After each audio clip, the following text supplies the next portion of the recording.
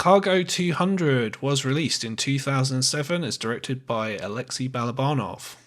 Now, you might ask yourself, who is Aleksei Balabanov? Which is a good question because he's a director that I don't think is that well known in the West. I could be completely wrong, but luckily, Miro is here to tell us all about Aleksei Balabanov. Miro, as the expert on Balabanov, before we talk about his filmography as such, why don't you tell us a little bit about Balabanov himself?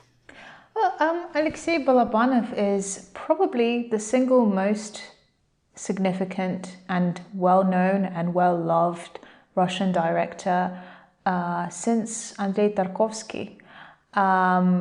He is someone who is a household name in Russia and the former Soviet republics, certainly in the Russian-speaking world. He has divided critical opinion, but he is beloved of the people, and one of the reasons for this is because through his Brother and Brother 2 films, like the Brother duology, he created the definitive Russian national hero of post-Soviet Russia, and that is Danila Baghrov. When I was doing a bit of research for this episode, I actually found out that they're going to be erecting a statue, like a monument to Danila Baghrov in Moscow. That tells you everything you need to know about, the state of Russia today. And I think it's exceptionally ironic because Balabanov was someone who was always quite critical of the establishment, whether that be Putin's regime, whether that be the Soviet regime, or indeed whether that be the sorry state of affairs of the late Russian Empire. And to see Russian authorities essentially co-opt this kind of critical kind of countercultural aspect of Balabanov and take the hero or the main character of the film out of the context of the film and to kind of put him on a pedestal in like a public place, that's pretty scary stuff. So you mentioned that Balabanov, he's probably the most famous Russian director since Tarkovsky. Now, there have been other Russian directors that have got some repute to Western audiences. I'm thinking of someone like Alexander Sokurov. I can never say the guy's name properly, but the guy who directed The Return and Leviathan. Zvyagintsov. Yeah, him. Z-Man. Who's the Z-Man. Yeah, let's call him that going forward. So the Z-Man, he's actually been nominated for Oscars. And, he's had films win the best film at the London Film Festival, for example. So why is Balabanov more popular in Russia than like those two directors, for example? I think the answer is very, very simple. Balabanov very consciously made films for the Russian audience. And more specifically, he made films that would primarily be interesting to young people. In a later interview, he actually said that cinema-going audiences in Russia are now under 25. I have decided that I'm no longer going to be making films for my own benefit and entertainment. I mean, he was kind of ironically nodding to his more art house pictures. So I think probably the jewel in his art house crown is A Freaks and Men. And that's something that's kind of, very, received praise in the West amongst Western critics and kind of art house audiences. But unlike Sokurov, whom of course I respect, and him being a direct student of Tarkovsky and kind of taking that into, the post-Soviet realm, he is someone who very specifically made high-minded art house cinema for Western audiences. Zvyagintsev, much less so, but certainly he had a much softer style that made his version of modern day Russia, a lot more lyrical, in some ways a lot more kind of mystical, and made it, a lot harder for Western audiences to have a problem with that depiction. What Balabanov does is he offers this meta-documentary take on Russia as it is today, as it was yesterday, and as it was the day before yesterday. And I'm kind of referring to three kind of chief time frames of his films. One is a kind of mystical present, and that's sort of, I think, epitomized in his final film, Me Too, that was released in 2012, where Balabanov literally plays himself, or a film director, and dies on screen, anticipating his untimely death in 2013. Then there's the Soviet past, and this is where Cargo 200 fits in. It's kind of a very unsentimental, anti-nostalgic take on the horrors of the Soviet period. And of course, there's the fin de siècle Russian Empire, and that's where Freaks and Men happens. And that is where, quote-unquote, Cargo 300 happens, namely Morphia, which was seen as a kind of counterpart to Cargo 200, because it was showing society unraveling at two different endings of two different historical periods, or rather one was at the start of the Soviet period and one was at the end. Cool. So before we kind of talk about Cargo 200 itself, for someone who maybe hasn't seen any of Balabanov's films, which ones would you recommend? So give us like top three films that you would recommend for noobs. Well, if you're watching Balabanov, you are already not a noob. You have already crossed over into the realm of authentic Russian cinema. So kudos to you and hats off and stuff. Absolutely watch Brother and Brother 2. And Balabanov and many people really view it as part of, a duology. So let's count that as one film. Are we allowed to do that? Yes, we are. Yeah, sure. Balabanov made 14 feature films. Me Too was his final one. I really enjoyed it, rewatching it before this. I would say that watch it for two reasons. It's really weird, and it's also really short. It's only 80 minutes, it's beautiful, it's dreamlike. It's like a wonderful film to kick back to. Definitely watch that. Freaks and Men, I really love. It's very strange. It's very extreme. In many ways, it is, I think, one of the most provocative films that I've ever seen. In the way that it looks at the birth of pornography, sexual perversion, physical deformity. Really weird. It's like for the goth / black metaler in all of us, watch her Freaks and Men. This would be my really weird 3, because in fact I think all of his films are worth watching, but if you're not wedded to the Russian kind of criminal world context, then choose these 3. Cargo 200 is not for everyone, and I think in a way Cargo 200 should be a Balabanov film that you watch having seen at least 1 or 2 other films of his, because it's not, I don't feel like it's the definitive one. It's definitely the most notorious one. Yeah, I definitely agree with that. And I can certainly see why it would be considered notorious. Moving on to Cargo 200 itself, the story of the film, I will attempt to do, as opposed to making my guest do it, which is what I normally do. So I would say the plot of this film is kind of labyrinthian in a lot of ways. You've got 3 or 4 kind of storylines kind of going on all at the same time. And for someone who's never seen the film before, it can be quite hard to follow. But I will do my best nonetheless. So you have a professor who's called Artem, who is a professor of scientific atheism, whatever that is. We can go into that in a minute, I guess. So he's visiting his brother. He has to go back to Leningrad because that is where he works. On his way to Leningrad, his car breaks down and he ends up at the shack of a bandit called Aleksei, who is him and his wife and his helper, who's Vietnamese, and they have this philosophical conversation.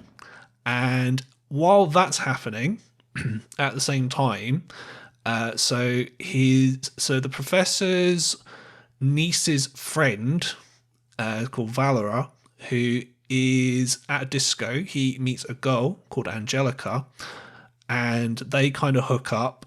And he, doesn't want the night to end, and he goes to get booze from this shack, from this bandit Aleksei. So the professor has left at this point. His car's been fixed. And while he's there, there's a strange man who is outside the shack, kind of looking very ominous and very, very creepy, and with good reason, as we find out as the film goes on. Now, what I've kind of just described takes about the first sort of 25 minutes of the film, I would say, and it can be sort of, for someone who, like me, hadn't seen the film before, I was thinking, okay, I kind of know what's going on in the film because I'd seen kind of the vague kind of, okay, this is what happens. So I'm like, all right, what's going on? But it is worth sticking with, I would definitely say. So, yeah, you mentioned that Balabanov's films are sort of, they're quite literary. And I would say this feels that way as well. He has been accused of plagiarizing Faulkner's Sanctuary because at the very beginning of the film there is an intertitle that says this film is based on true events. And that's something that really ruffled the feathers of Russian people.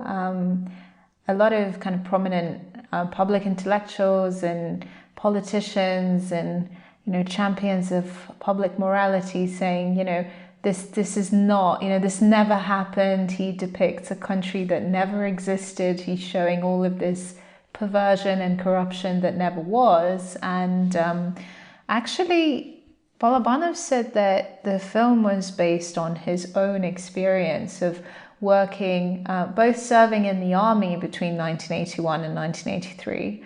He was in Afghanistan. He was also as a military translator and a part of the cargo aviation. He actually went all over the world, or at least the parts of the world that the Soviet Union sold arms to. So he did see quite a lot of the world and the impact that the Soviets had in those exotic parts of the world.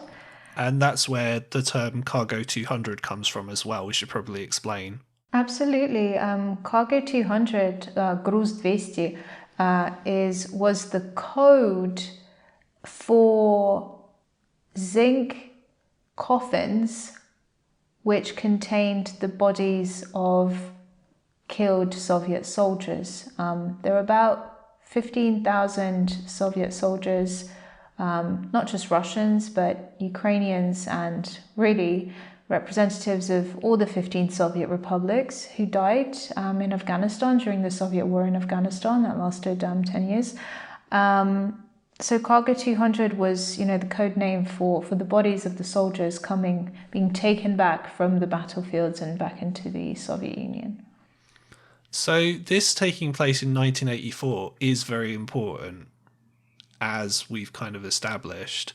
So from what I've read, Balabanov, one of the reasons it's quite provocative from what I understand is it's basically taking a look from the past to say that Russia today is not exceptional, or am I getting this wrong?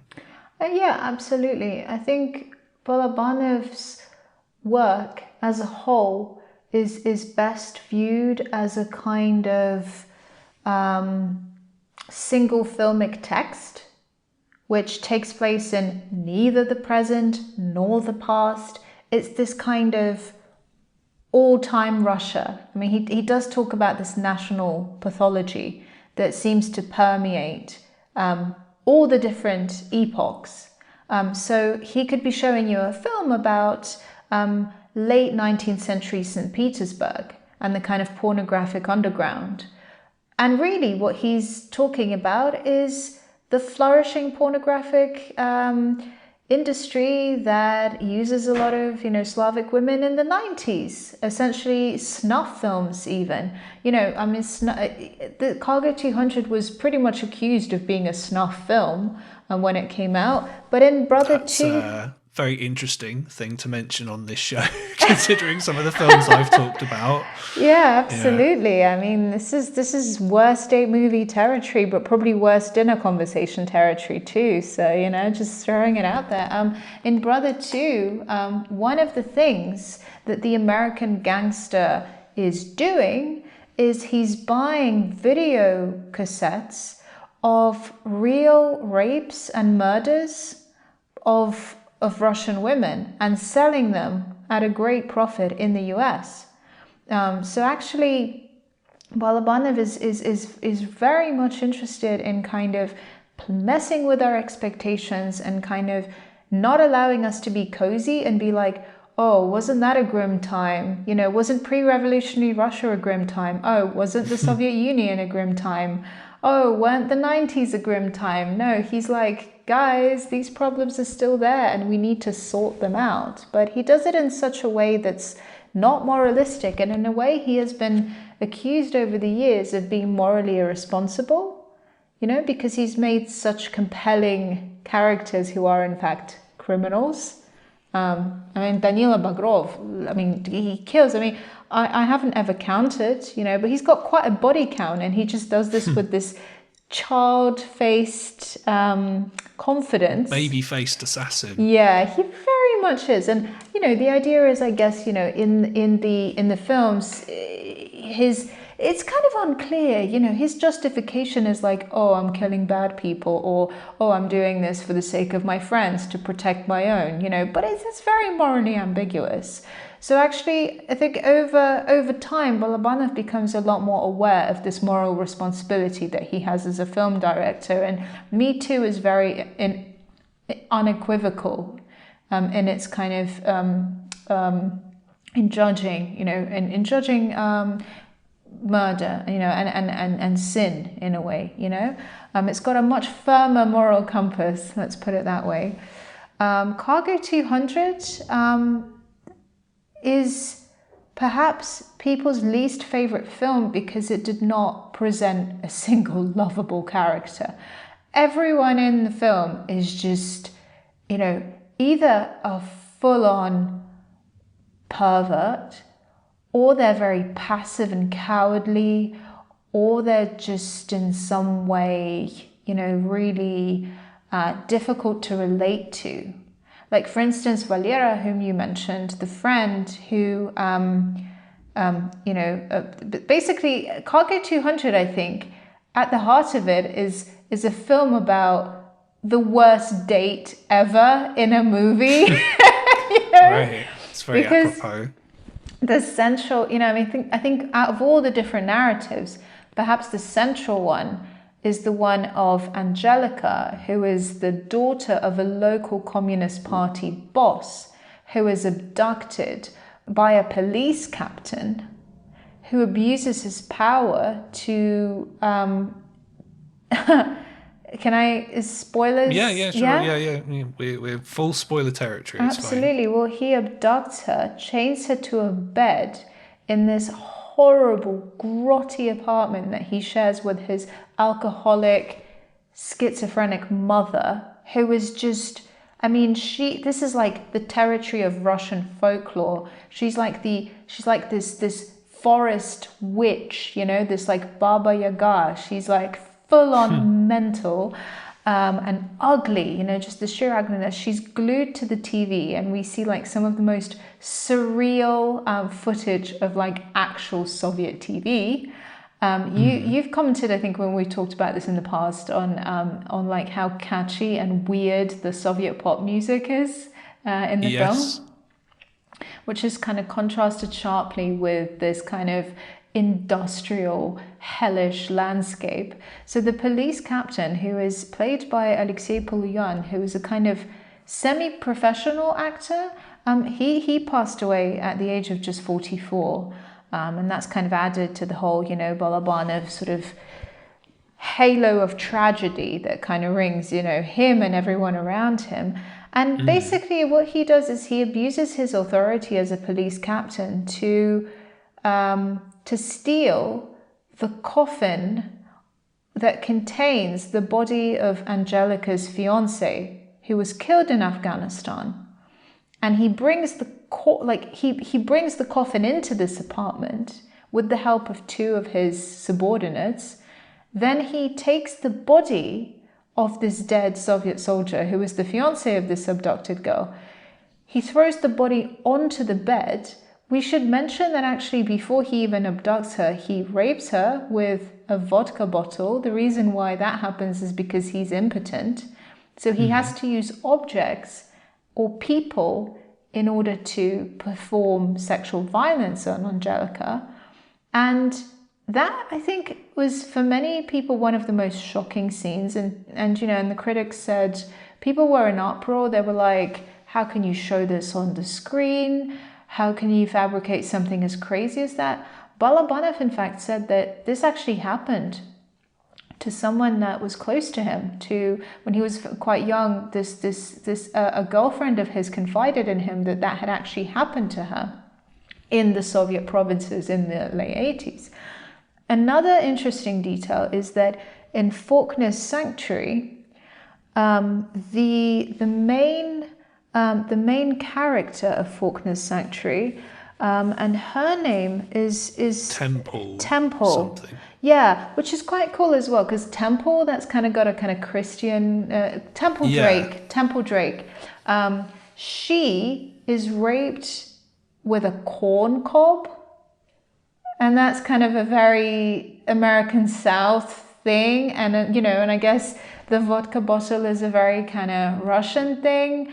And apparently Balabanov sort of did see this as a kind of allegorical film, but he kept his mouth very much closed and he like unleashed the film onto the good people of Russia and just watched it all burn. But there you go, everyone. But he revealed to the actress who plays Angelica, Agnia Kuznetsova, that she in fact had played Russia. So symbolically, this scared girl who was being abducted, and tortured sexually and emotionally in various ways. At one point, he brings in an alcoholic criminal that he almost unlawfully arrests to rape her on his behalf. Then he shoots him in the head, leaves his corpse to rot alongside her fiancés, in one of the most disturbing scenes, I think, ever. I think Balabanov really did push the boat out on this one. He created, the scene, Angelica handcuffed to the bed with two rotting corpses beside her. I mean, Greg, you've seen a lot of really fucked up stuff. How bad is this? Well, all I would say is, in terms of what you're talking about makes the film sound absolutely horrible. And if you write it down on paper, yes, it is horrible. But one of the things I would say the film does differently to a lot of films that I've seen with horrific content, and believe me, I've seen quite a few, everybody, as you can probably tell if you've listened to the show, it's not gratuitous, I would say. So when we're talking about, a young woman being raped by a bottle, you don't see that. You talk about her being effectively raped by this, drunk man, this criminal. You sort of see it, but it's not like you see anything kind of gratuitous in that in and of itself as well. So you don't see genitals, you don't see close-ups, you don't. No. Yeah. No, this isn't like some of the films that I've seen, let's put it that way, where you kind of have to do that because the film doesn't particularly have a lot of artistic integrity, shall we say, whereas this film does. One of the things I wanted to pick up on, though, and you mentioned the film, you mentioned that Balabanov, he told the actress who was playing Angelica that she's playing Russia. After the film had been released, he sort of said to her, "Good job. Oh, and by the way, you were playing Russia." Yeah. Right. Yeah, so he told her that. And in a couple of reviews that I've seen of the film, it's been compared in a way to a Serbian film. Now, not necessarily because of the content, although in both films it's disturbing. I would say in one film the disturbing content is way too gratuitous, but we'll leave it. It should be pretty obvious which one I'm talking about there. But that film, a Serbian film, basically, in short, because this is a spoiler for everyone, I am planning to talk about a Serbian film on another episode in this series, so I don't want to go too in depth. But essentially, the point I'm trying to make is that the director of a Serbian film basically said that the film is meant to be an allegory for Serbian life post the Baltic War, essentially. No, not the Baltic War, the Balkan War. Get it right. That's the one. So, yeah, that's the one. Yeah, exactly. So, how terrible life in the Balkans was, essentially.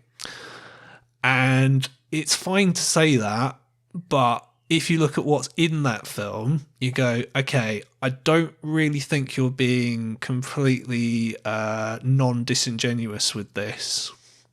So anyway, with this, I actually do kind of think that that's the case. Or what are your thoughts on that? I think it's the elephant in the room, isn't it? It's not possible to talk about Cargo 200 without talking about what is the central allegorical / horrific scene in the film. Extra R's. Everything, yeah, for sure. Extra R's, extra O's. It's sort of, it very much is the culmination of the horror. What is horrific about it is the meta-documentary quality, of the way that it's shot. It's very deadpan. It's very matter of fact. It's very claustrophobic. The way the camera does not move. It's very it's very contained. It's very brooding, and then there's all this like injustice, madness unfolding around it as well. I think the crushing passivity of many of the characters kind of really add to the dramatic tension. And another thing that we sort of touched on is the industrial landscape. Just the beauty, but also the horror, the dehumanizing, man-made horror of this landscape, which reminds us of Tarkovsky, but it's impossible to confuse this. This is Balabanov through and through. And this is the Soviet provinces rather than the Soviet cities or the countryside, which feature in many of his other films. I mean, the city to him is, in Balabanov's world, the city is very much, it's like in Sex and the City, when they say New York is the fifth main character. In Balabanov's work, the city is very much, another character. I can't believe you managed to compare this to Sex and the City. Somehow. Yeah. I think the reason we did is because of Mark Kermode. It's his fault. Yeah. Absolutely. Yeah. Yeah. Gosh, what was the question? I'm just like finding myself just being like, whew, whoa, what was that? This is one of the few films we've reviewed where we kind of didn't rewatch it just before recording. We were like, nah, we're good. We've seen it. We know it. No, it's that. But I think with a film like this, one of the things that I really enjoyed about it is that you don't have, like, let's say one main character or two main characters and then a series of kind of less important side characters who are only there just to further the story. I would say you have about 7 or 8 kind of very important characters for the film to really happen. And what I would say about the characters is what they don't do in a manner just to sort of advance the plot. So in a lot of kind of bad films, what tends to happen is, whoever wrote the film, screenwriter, director, whoever, they will go, oh, okay, right, so I need this to happen in my film. How do I get the characters to get to that point. So characters will end up doing a bunch of really stupid things that don't make any sense, and a lot of the time are just inconsistent to their characters in order to get to that point. Whereas in this, it's cause and effect. Absolutely. So a character will do something, and in because of that, a certain other thing will happen, and because of that, certain other things will happen. So the big arc throughout the film is that of the professor, professor of scientific atheism, who by the end of the film, his opinions have very much kind of changed, and maybe he wants to convert as well. Yeah, it's very good that you should mention this, because in many ways, the other pivotal scene of the film is a great big theological discussion. Yeah. Between the distillery owner, Aleksei, and Artyom, the professor of scientific atheism, where Aleksei, who is clearly a believer, he believes in God, he has a very strong faith. He went to prison. He went away for something like 10 years for accidentally killing a guy when he was younger in a fight. Essentially, manslaughter, I guess, but he owned up to it because his conscience told him to do so, and because he didn't want anyone else to be falsely accused of it. And then what happens is he is, again, even though he went away for doing something that he did do, even though he could have gotten away with it, the second time he goes into the Soviet justice system is when he is falsely accused of shooting his employee, the Vietnamese laborer who lives on the farm, even though it was the police captain who shot him. And what happened was the Vietnamese laborer was trying to protect Angelica. He asks the police captain not to hurt her and kind of attempts to, intercept him as he's making his way towards her. And he gets shot. And then Aleksei gets blamed for it. And the reason why he doesn't speak up and, exonerate himself is because they have some kind of shady pact from back in the days. So it's all these codes of honor and trust and loyalty, but also it's also messed up, and it's difficult. But Aleksei challenges the professor of scientific atheism by saying, so is there a God? And then he basically delivers this scathing, absolutely scathing overview of Nietzsche and Campanella and kind of like Orthodox theology, and in a way, if you think about it, even though Aleksei is executed for a crime that he didn't commit, it's almost like he, as a believer, accepts a kind of collective culpability for all, the ills of society. Like, he didn't do this one particular thing that he's accused of, but yet he is complicit. He's still part of this world. It's like karma, I guess. In what sense? Well, in that, even though he didn't commit this crime, he committed other crimes. So he would have gone down eventually. Yeah, absolutely, and also it's a nod to Dostoevsky's The Brothers Karamazov, because in The Brothers Karamazov, what happens is the corrupt, immoral father is killed by his illegitimate son, but another man goes down for the crime. But there is this idea of kind of collective culpability. The society was complicit when they allowed the father to carry on with his wrongdoings in plain sight. And now they are complicit because they know the truth, but no one will speak up. And, and the accused can't for various reasons. So, That's it's kind very of Dostoevsky. Absolutely. And in many ways, I think Balabanov is very much the Dostoevsky of the screen.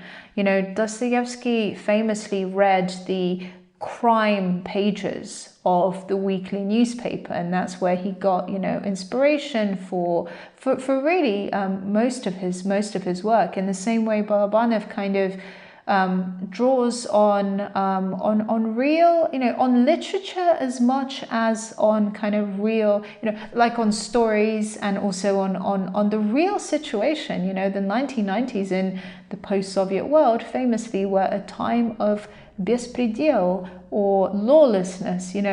Anything went. I mean, look at me. I saw the film Brother when I was aged 9. That was probably around the same time I saw Pulp Fiction for the first time.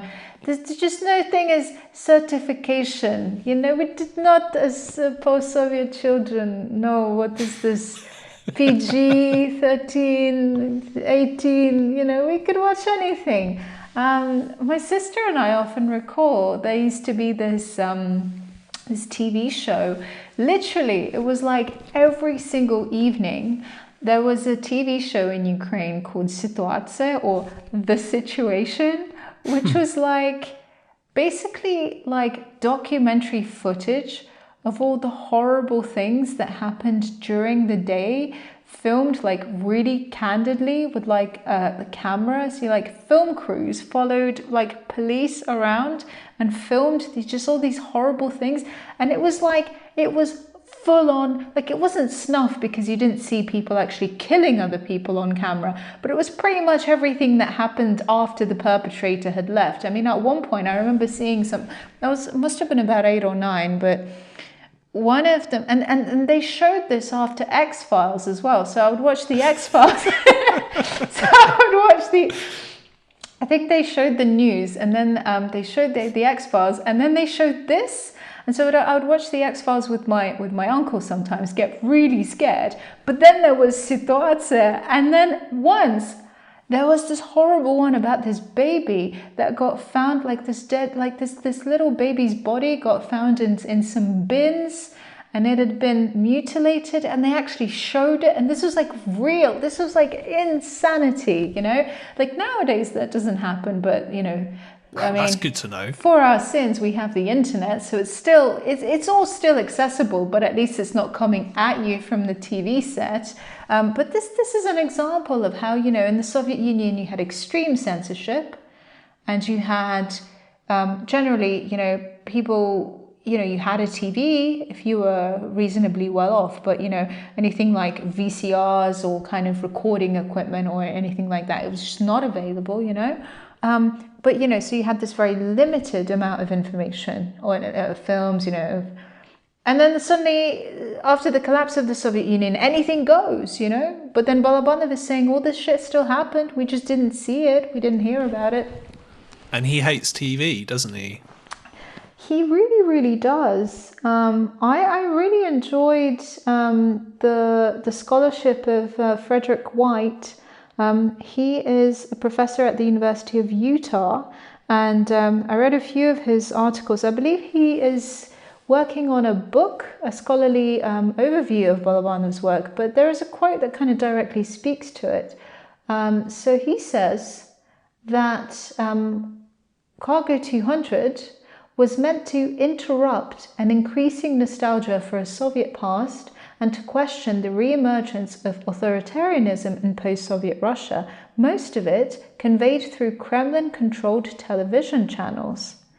And this idea of, propaganda and the controlled image and the screen, and also voyeurism and pornography and snuff, and alternative realities, alternative televised realities, it really, really permeates Balabanov's work. And the police captain's mother, who is very much complicit in the crime, I was going to say, she's kind of, in many ways, shown as someone who is the result of the influence, of the TV screen. She is someone who has been completely, her individuality, her critical faculties have been dissolved by A, alcohol, and B, Soviet television propaganda. Well, and nowadays, depending on which country you're in, like people's sensibilities are rotted away by social media. Depending on which social media platform you use, particularly Facebook, them algorithms doing a number on certain people. But I don't want to make this too political. But No, if no, it or was a too modern film, that's meta, what would happen. or Yeah. too meta. I've thought about this, in fact, because Balabanov, he died in 2013. He died on the 18th of May, 2013. Um, it was, I don't know, it really affected me. And I was not the only one. People really took his death personally. He really wasn't just a household name, but he really felt like, like someone who made a huge impact. And this was before the revolution. He didn't witness the revolution in Ukraine.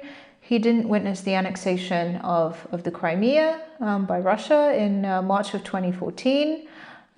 He didn't, see the war in the east of the country. A lot, trolling and fake news and deep fakes and all of this. There's this rapid evolution of alternative realities as seen through the screen. In a way, he didn't witness all this, but in many ways, he presaged it through his observation of industrial society and modernist technology, such as he looks at the at phonography, the recording of sound. He looks at photography, the recording of the still image, and of course cinematography, recording of the moving image. And it's almost once you divorce the sound and the image from the human being, you create this reality, this kind of mechanical reality that has a life of its own, and that can, in many ways, corrupt and harm and co-opt, and in some way alter real people. And this kind of real, so actually, if I may, just another Frederick White quote, the guy is amazing. So he claims that Balabanov articulated a position that the technology of modernity refracted a near reality, one that alienated people from the sacred. So this idea of people falling further and further and further away from God, I think the intuition was very much there in his earlier work, but it became a very conscious, a conscious theme in his later work. And Cargo 200 shows you the reality of a godless society where the authorities are no longer strong enough to curtail this bestial, even demonic sensibility of people who have too much freedom. And Dostoevsky, for similar reasons, he wrote about criminals, he wrote about prostitutes, because in many ways, these are the people who are at the kind of, these are the people who are testing the limits of human freedom the most. They're on the margins, either of the law or of the moral law. They're very much at the fringes. And that is where this exploration just becomes starker. And it's Dostoevsky that I wanted to go into. So there's the last thing I kind of wanted to touch on for the film before we wrapped up. So there's this quote. I don't know if it's directly taken from Dostoevsky. It's taken from the book that you mentioned earlier that I can't get the name of right. But it's actually quoted sort of directly in the film as well. So it's the idea of if there is no God, then everything is allowed, essentially. And that's what Aleksei says in the film. So it's this idea that once you take God out of the equation, there is no morality. And as a Western audience, when we watch films, we often, and I'm guilty of this as well. I've talked about films on this channel where, like, I've gone, well, why did this happen? Why did this person do this? And we look for motivation in characters as to why they carry out the acts they do. And in this film, the policeman, we don't know why he does what he does. He just does it. And at the end of the film, when, Tonya shoots him dead, she doesn't free Angelica from her, she's chained to this bed with these two dead bodies next to her. Like, she doesn't rescue her. She doesn't free her from her shackles, so to speak. And that's by design. I think that's the whole point of the film. It's not necessarily what happens in the film that is the point of the film. Is the film has a point, and the actions in the film kind of support that argument. Well, If that makes sense. earlier in the film, Donya was in fact trying to protect Angelica, Yes. from being raped by her own common law husband. What she didn't realize is she failed to protect her from an even, worse fate, maybe in some ways. Yeah.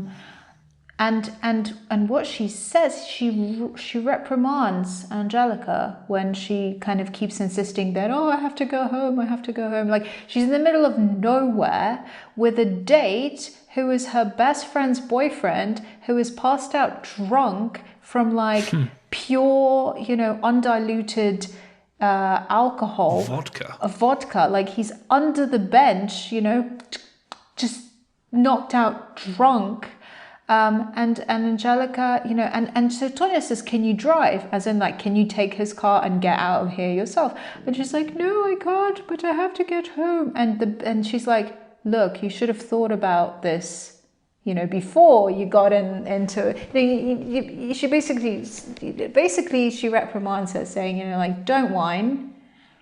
This is the direct consequence of your thoughtless actions. Now I'm going to tell you what to do. Hopefully this will protect you, So the fact that she doesn't unshackle Angelica, I think at that point, it's been interpreted to mean that, like, Angelica is now beyond help, like, this has damaged her so much that it doesn't even matter whether she gets out of there or not. She's just, she's done for.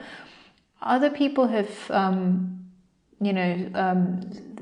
thought this to mean a very literal kind of visual metaphor. You've made your bed, now lay in it. Literally shackled to it next to two decomposing corpses and the flies. Oh my God, the flies. We have not mentioned the flies, but there are many flies. And I read an interview with Agnieszka Kuznetsova where she said two interesting things.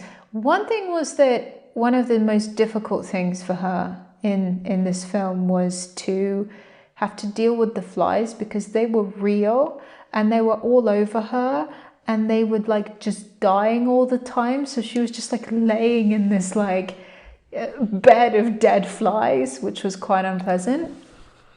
You gotta love the Russians, their method acting, like, fuck health and safety. It's like, no, this is what's going to happen. Glad to see that hasn't changed over the years. Well, there was no disclaimer that said that no animals were, no flies were harmed in the making of this film. But the other thing, which was in many ways for me, like, very reassuring, was that she said that Balabanov was so kind to her. And just so, like, he just gave her all the time that she needed to get in character, to just have some quiet time. And that, like, everyone on set was just so considerate, and I thought that was wonderful, because, there are obviously examples of very taxing sex scenes in film history. And I mean, Last Tango in Paris comes to mind as, like, the ultimate, like, how not to do it. Like, apparently how, like, Maria Schneider didn't even know that the margarine scene was happening before it did, and all of that. And then most recently, Blue is the Warmest Color. You had the actors complaining that they had just, like, a very horrible time. They were treated very badly. They were made to do things that they didn't want to do. And then, with this, with her just affirming that Aleksei Balabanov was empathetic, he was just a good human being. He was, yes, a talented director. Yes, he demanded talent and quality from his actors, but he wasn't going nuts on top of all the madness that's, like, in the film. I thought that was an important thing to consider. actually. And last thing I wanted to say, this might just be me. I thought travel was quite an interesting kind of visual metaphor in this film, because you've got the professor in his car, you've got the policeman on his sort of I don't know what to call it, like his motorbike, I guess, for lack of a better term. You've got trains, so he lives right by a train station, and you see trains moving past quite a lot. Valera, you obviously have the car that he's in as well. I don't know if there's anything to that, but I thought it was quite interesting. Travel is so in Balabanov's universe. He is very much concerned with modernist capital M technology, and one of the types of technology is transport. So the train and the tram, and in some of his films the aeroplane, they form, they are a symbol of modernization, industrialization, and with it of moral decline. And another kind of family of modernist technology is the recording of the sound and image, and that's your phonography, photography, and cinematography. So I actually made, because I pretty much rewatched the entire Balabanov filmography in anticipation of this, and this is, let me just say, this is something that I do once every few years. And a lot of these films are just kind of like family staples, like in our family, these films, like we love them, we rewatch them, we quote them. It's totally normal, I assure you. So is Cargo 200 a family staple in your house then? Well, actually, I remember when it came out, I would have been 17, and I was visiting, so I was living in the UK at the time, visiting my family in Kiev. I think it would have been over the holidays, and my stepdad says to me, "Oh yeah, Balabanov just released a new film. It's called Cargo 200. You have to watch it." And I just remember watching it and being like, "Oh no!" He said something like, "Watch it. It's crazy. We will discuss." And I watched it. And I'm just like, "Oh my god, what have I just seen?" And Brother and Brother 2, definitely staples. Dead Man's Bluff, Shmurki, that's like a film that, for better or for worse, that we love in our family. It's kind of like Balabanov's take on Guy Ritchie. Guy Ritchie comes to post-Soviet Russia. It's strange. Right. It's very. We've seen it, haven't we? Yes, we have. We have. What's your take on it? You got more out of it than me, to be perfectly honest. Well, we kind of talked about how Balabanov was making, films for his own rather than decadent West. So I'm sorry if that didn't cross over. But yeah, what would you say were your top 3 Balabanov films from the ones that you've seen? This, Brother. Tells you everything you need to know. Probably Of Freaks and Men. Yeah, it's a beautiful picture, if nothing else, and it's got that kind of retro, just timelessness. It's just like pure art. With Cargo 200, I first saw it as a teenager. I saw it in my early 20s. I saw it in my mid 20s. And I haven't seen it for years and years and years until we watched it just now. And my view, my perception of it has really changed. I have found it increasingly more difficult to watch in some ways. But in other ways, I have, this time round, discovered a lot more humanity in it than I ever realized that there was. But, and this is the interesting question, so how bad is it? So I'll go first in that regard. So I would say it's bad. Not worse than that, though.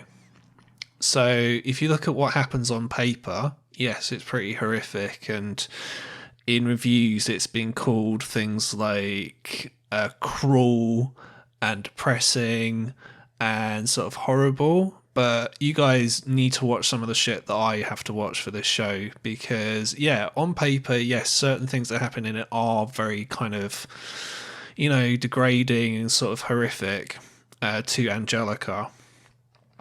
But like I mentioned earlier, what happens isn't really graphic, which does take it down a notch. Also, Balabanov's awesome use of music means that basically when something like really horrible happens, he immediately plays this really happy kind of Soviet era pop song, which is sort of immediately kind of sort of takes any kind of like nihilistic streak out of it, I would say. Well, surely amplifies the effect because you get this schizophrenic, counterposition between the jolly pop music. Oh, actually, that was it's kind of what Wes Craven tried to do in Last House on the Left, but he failed miserably.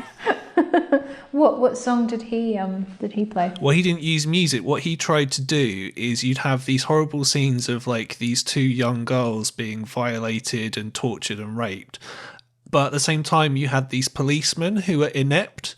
And so he had these like comic relief scenes where like, so one of them, for example, like their car breaks down. They try and hitchhike on this like mad woman driving like a chicken truck. So they're trying to sort of sit on the back of this truck with all these chickens in it. And yeah, just it just didn't work. Let's put it that way. So yeah, in the same way that didn't work, I found that this did work.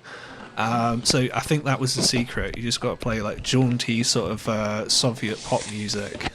One of the most vocal critics of the film was Yuri Lazar, who was, he's still alive, I believe.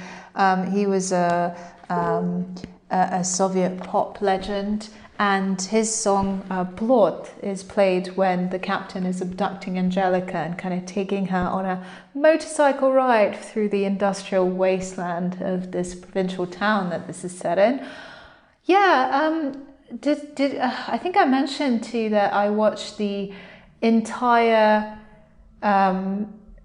public debate post screening of Cargo 200.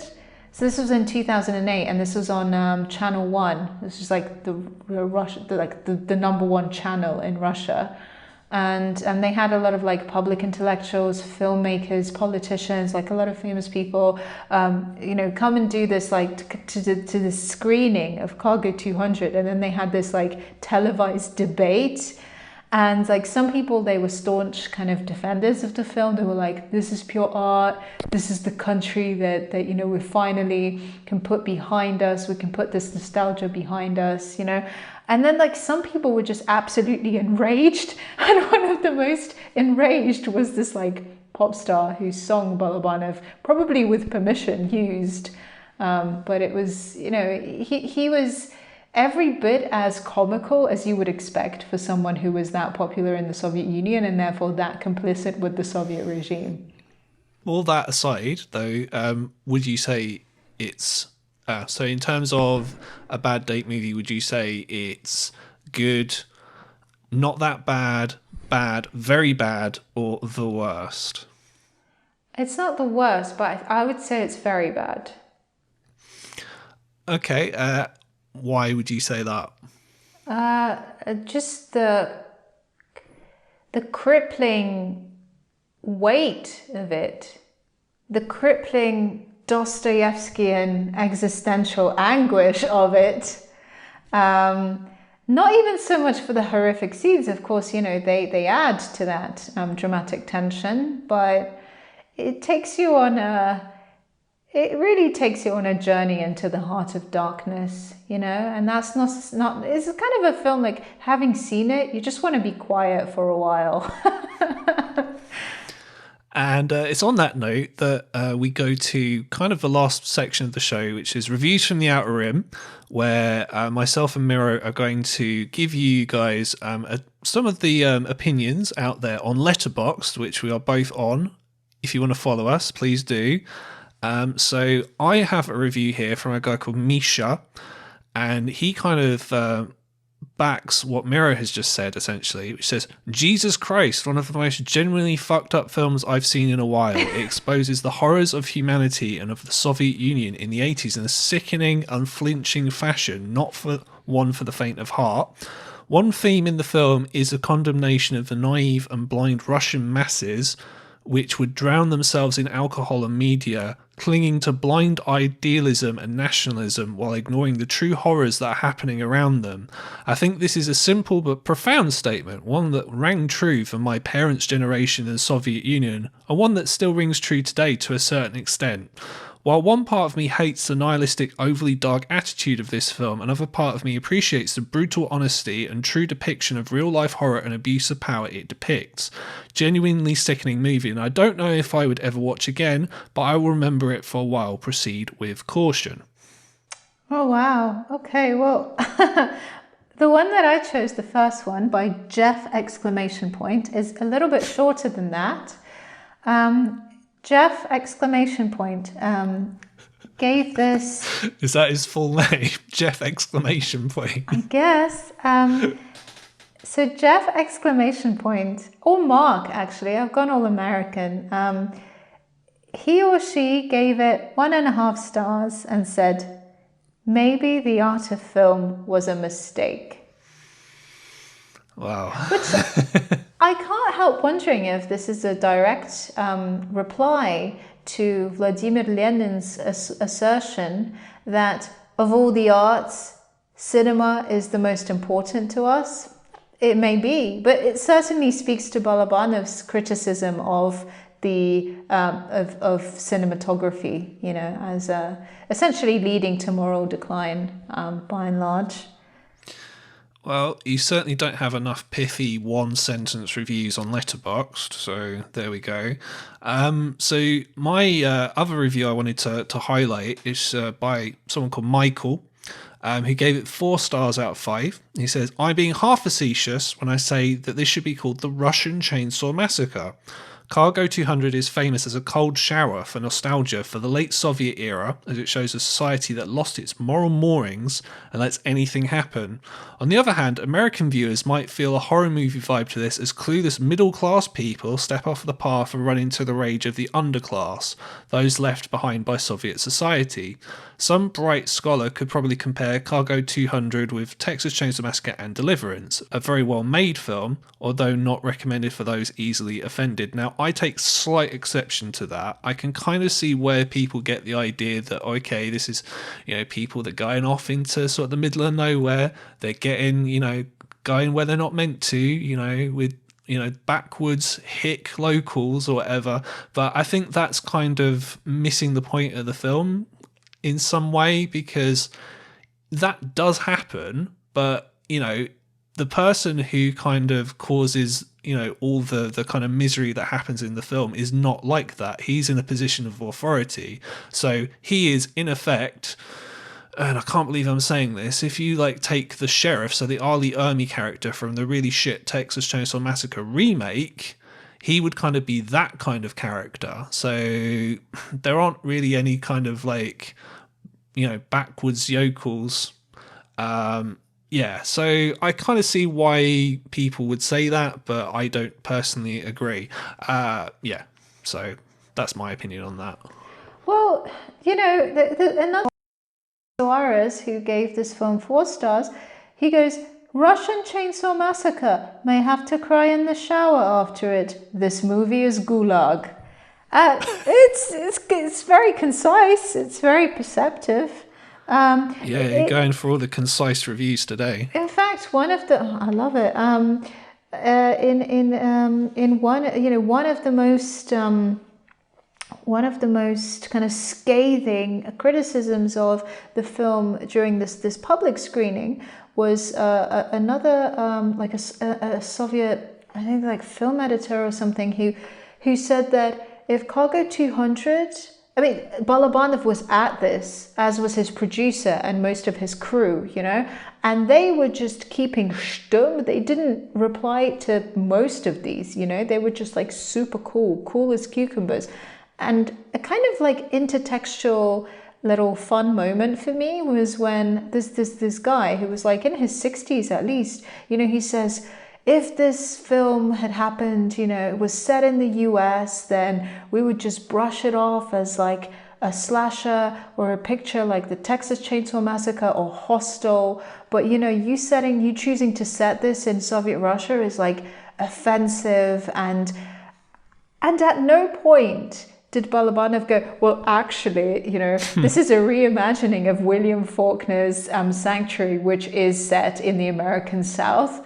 So it's so it brings you back, it brings you forward, it brings you back again. It's very, it really does rattle some cages, and that really attests to the lasting impact and power and significance of Balabanov, even though the world that brought him into being as a director and the world that he depicts in his films kind of exists in a sort of parallel reality now. So on the whole, a very good film. I enjoyed it very much. I don't know if I meant to enjoy it because some pretty horrible stuff happens in it, but no, I really enjoyed it. It kept my attention all the way through. I thought the acting was really good. I thought it was really well shot and very well directed. And I thought the character development was ace. It was top notch. It's sort of one of the better films I think I've talked about on the show. I would watch it again. I know a lot of people say that they can't, but one of my favourite films of all time is Requiem for a Dream. So watching sort of fucked up stuff really isn't sort of something that puts me off. And if you want to own this film on DVD or Blu-ray, then you are shit out of luck, because I could not find anywhere online where you could buy this film for yourself. But if you did want to watch it, if you hadn't seen it before, you can watch it for free on YouTube with English subtitles. There we go.